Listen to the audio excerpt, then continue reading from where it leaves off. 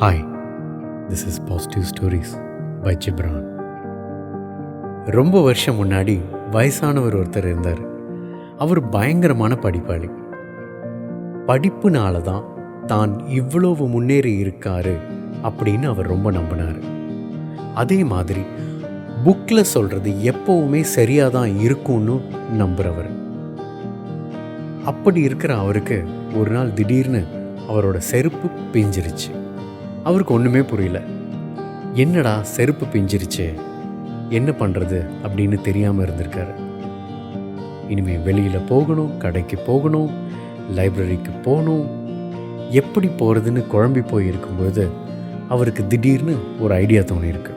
செருப்பு பிஞ்சு போச்சுன்னா என்ன பண்ணுறது அப்படின்னு ஏதாவது புக் இருக்கா, இல்லை ஏதாவது புக்கில் எழுதியிருக்கா அப்படின்னு நினச்சி அது சம்மந்தமாக தேடி இருக்கார். நிறைய புக் எடுத்து படிக்கிறாரு. ஆனால் எந்த புக்லேயும் செருப்பு பிஞ்சு போச்சுன்னா என்ன பண்ணணும் அப்படின்னு போடவே இல்லை. நொந்து போன அவருக்கு ஒரு புக்கில் செருப்பு பிஞ்சு போச்சுன்னா இன்னொரு செருப்பு நீங்கள் வாங்கணும் அப்படின்னு போட்டிருக்கு. ச்சே, இவ்வளோ கரெக்டாக இந்த புக்கில் போட்டிருக்குல்ல, இன்னொரு செருப்பு வாங்கினா தானே நம்மளால் ஒரு இடத்துக்கு போய் வர முடியும் அப்படின்னு இந்த புக்கை கண்டுபிடிச்சதுக்கு அவருக்கு பயங்கர பெருமை. சரியான புக்கை கண்டுபிடிச்சிட்டோமே அப்படின்னு.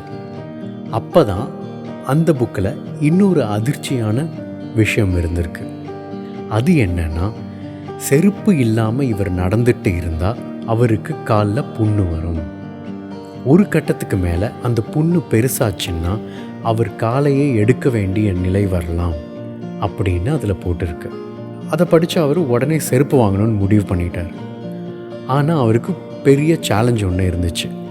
அது என்னென்னா, செருப்பு வாங்கணும்னு முடிவு பண்ணிட்டேன், ஆனால் அதோட அளவு எப்படி கண்டுபிடிக்கணும் அப்படின்னு ஒரு குழப்பம். அதுக்காக மறுபடியும் நிறைய புக் தேடி இருக்கார். அப்போது வேற ஒரு புக்கில் என்ன போட்டு இருந்துச்சுன்னா, உங்கள் பழைய செருப்போட அதே அளவை எடுத்துகிட்டு போய் புது செருப்பு வாங்குங்க அப்படின்னு போட்டு இருந்துச்சு. அவர் சந்தோஷத்தில் துள்ளி குதிச்சுட்டு இருக்கார். ஏன்னா இதை படிக்கிறதுக்கு முன்னாடி அவரும் பயத்திலே நடுங்கிட்டு இருந்தார். மறுபடியும் செருப்பு வாங்க முடியாமல் போச்சுன்னா வெறுங்காலிலேயே நடக்க வேண்டியது இருக்குமே அப்படின்னு நேராக போய் ஒரு குச்சியை எடுத்திருக்கார். அந்த குச்சியை எடுத்து அவரோட பழைய செருப்பை அளந்துருக்காரு. தன்னோட ஒரு செருப்பு பிஞ்சு இருந்தாலும் அதை போட்டுக்கிட்டு செருப்பு கடையை நோக்கி நடந்து போயிருக்காரு. கடைக்கு போனவர் அவருக்கு பிடிச்ச செருப்பை பார்த்தாரு. அப்போ தான் அவருக்கு ஒரு விஷயம் ஞாபகத்துக்கு வந்துச்சு. அது என்னன்னா, தான் செருப்போட அளவு குச்சியை அவர் வீட்டிலேயே வச்சுட்டு வந்துட்டோம் அப்படின்னு. உடனே அவர் திரும்ப அவருடைய வீட்டுக்கு போய் அந்த அளவு குச்சியை எடுத்துட்டு அவர் கடைக்கு வரும்போது அந்த கடையை பூட்டிட்டு போயிட்டாங்க. என்னடா வாங்க முடியாமல் போச்சே அப்படிங்கிற நினப்பில் அவர் திரும்ப வரும்போது அவரோட இன்னொரு செருப்பும் வந்துருச்சு. அடுத்த நாள் மறக்காமல் செருப்போட அளவு குச்சியை எடுத்துட்டு வெறும் காலையிலேயே அந்த கடைக்கு போயிருக்கார். ஆனால் அவர் பார்த்து வச்சிருந்த செருப்பு அங்கே இல்லை. இவர் அந்த கடைக்காரர்கிட்ட, நேற்று ஒரு செருப்பை பார்த்தேன், அது இப்போ இங்கே இல்லை அப்படின்னு சொல்ல, அதுக்கு அந்த கடைக்காரர், அந்த செருப்பு வித்துருச்சு, நீங்கள் ஏன் நேற்றே வாங்கலை அப்படின்னு கேட்டிருக்காரு. நான் என் செருப்போட அளவு குச்சியை வீட்லேயே மறந்து வச்சுட்டு வந்துட்டேன். நான் பாட்டுக்கு தப்பான அளவில் செருப்பு ஏதாவது வாங்கி எனக்கும் எதுவும் ஆயிடக்கூடாதுல்ல, அதனால தான் அதை திரும்ப எடுக்க போனேன் அப்படின்னு சொல்லியிருக்காரு. அதை கேட்ட கடைக்காரர் அதிர்ச்சியாகி, அதான் உங்கள் கால் உங்கள் கூட இருக்குல்ல, ஏன் நீங்கள் செருப்பை போட்டு பார்த்து ட்ரை பண்ணவே இல்லை அப்படின்னு கேட்டிருக்காரு. அதுக்கு அவர், நாம் படித்த எல்லா புக்லேயும் பழைய செருப்போட அளவில் புது செருப்பு வாங்குங்க அப்படின்னு தான் போட்டிருந்துச்சு, அதனால தான் என்னோடய செருப்போட அளவை எடுத்துகிட்டு வந்தேன் அப்படின்னு சொல்லியிருக்காரு.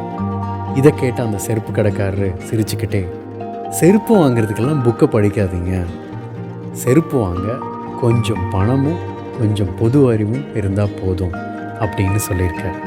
எஸ், நம்மளில் பல பேர் நிறைய விஷயத்தை அறிவுபூர்வமாக அணுகுவோம். செய்கிறதுக்கு முன்னாடி சரியா தப்பான்னு நம்ம குழம்பிக்கிட்டே இருப்போம். பல பேர்கிட்ட ஒப்பீனியன் கேட்போம்.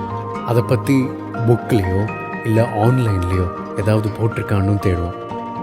இதையெல்லாம் புரிஞ்சு நம்ம அதை செய்யலான்னு நினைக்கும்போது காலம் கடந்திருக்கும்.